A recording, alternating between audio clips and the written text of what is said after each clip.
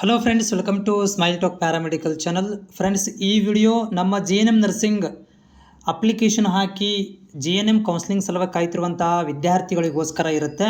ಇದು ಒಂದು reminder video ಇರುತ್ತೆ ನಿಮ್ಮ ಸಲುವಾಗಿ. ಭಾಳಷ್ಟು ವಿದ್ಯಾರ್ಥಿಗಳು ಟೆನ್ಷನ್ ತೊಗೊತಾ ಇರೋದು ಏನಂತಂದರೆ, ಆಲ್ರೆಡಿ ಲೇಟ್ ಆಗಿದೆ ನಮಗೆ, ಯಾಕಂದರೆ ನೀವು ಹೊಸಬ್ರಿದ್ದೀರಿ, ನಿಮ್ಗೆ ಗೊತ್ತಿಲ್ಲ.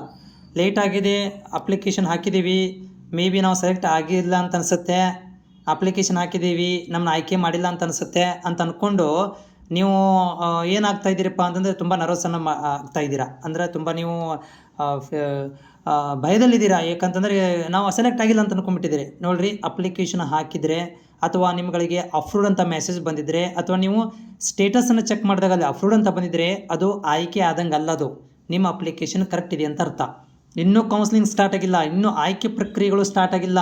ಕೌನ್ಸ್ಲಿಂಗ್ ಪ್ರಕ್ರಿಯೆ ಇನ್ನೂ ಲೇಟ್ ಇದೆ. ಯಾಕೆ ಲೇಟ್ ಇದೆ ಅಂತಂದರೆ, ಇನ್ನೂ ನೋಡಿರಿ, ನಿನ್ನೆ ಈವ್ನಿಂಗಲ್ಲಿ ಒಂದು ವಿದ್ಯಾರ್ಥಿ ನಿಮಗೆ ಮೆಸೇಜ್ ಹಾಕಿದ್ದ ಇನ್ಸ್ಟಾಗ್ರಾಮಲ್ಲಿ. ಏನಂತಂದರೆ, ಸರ್ ನೋಡಿ, ಇವತ್ತು ನನಗೆ ಬಂದಿದೆ ಒಂದು ಮೆಸೇಜು, ರಿಜೆಕ್ಟ್ ಅಂತ ಮೆಸೇಜ್ ಬಂದಿದೆ, ಏನು ಮಾಡಬೇಕು ಅಂತೇಳಿ. ಸೊ ಹಿಂಗಿರಬೇಕಾದ್ರೆ ಇನ್ನೂ ಒಂದು 5% ಡಾಕ್ಯುಮೆಂಟ್ ವೆರಿಫಿಕೇಷನ್ ಪೆಂಡಿಂಗ್ ಇದೆ ಅಂತ ನಮ್ಗೆ ಅರ್ಥ ಆಗ್ತಾ ಇದೆ. ಇನ್ನೂ ಡಾಕ್ಯುಮೆಂಟ್ ವೆರಿಫಿಕೇಷನ್ಸ್ 5% ಪೆಂಡಿಂಗ್ ಇದೆ. ಸೊ ಅದು ಕೂಡ ಈ ವಾರದಲ್ಲಿ ನಿಮಗೆ ಕಂಪ್ಲೀಟ್ ಆಗುತ್ತೆ. ಮುಂದಿನ ವಾರದಲ್ಲಿ ನಿಮ್ಗೆ ಏನಾದರೂ ಒಂದು ಗುಡ್ ನ್ಯೂಸ್ ಸಿಗುವಂಥ ಚಾನ್ಸಸ್ ಇದೆ. ಯಾಕಂದರೆ ಆಲ್ರೆಡಿ ಲೇಟ್ ಆಗಿದೆ.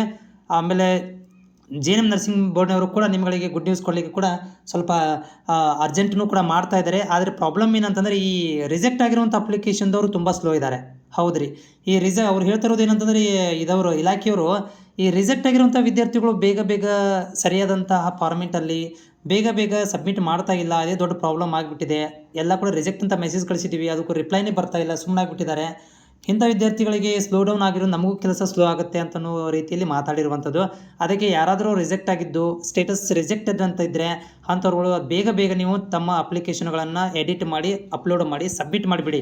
ಯಾಕಂದರೆ ಬೇಗ ಕೌನ್ಸ್ಲಿಂಗ್ ಆರಂಭವಾಗುತ್ತೆ. ನಿಮ್ಮ ಸಲುವಾಗಿ ಡಿಲೇ ಆಗ್ತಾ ಇರುವಂಥದ್ದು. ಆಮೇಲೆ ಇದು ರಿಮೈಂಡರ್ ವಿಡಿಯೋ ನೋಡಿ, ನೆನಪಿಟ್ಕೊಳ್ರಿ, ಇನ್ನೂ ಕೌನ್ಸ್ಲಿಂಗ್ ಆರಂಭವಾಗಿಲ್ಲ. ಕೌನ್ಸ್ಲಿಂಗ್ ಪಕ್ಕಾ ಆರಂಭವಾಗುತ್ತೆ. ಆಮೇಲೆ ಅಷ್ಟೊಂದು ಹೇಳ್ಕೊಳ್ಳೋಷ್ಟು ಕಾಂಪಿಟೇಷನ್ ಕೂಡ ಇಲ್ಲ. ಓಕೆ, ಯಾಕಂದರೆ ಅಷ್ಟೊಂದು ಕ್ರೇಜ್ ಇಲ್ಲ ಇವಾಗ.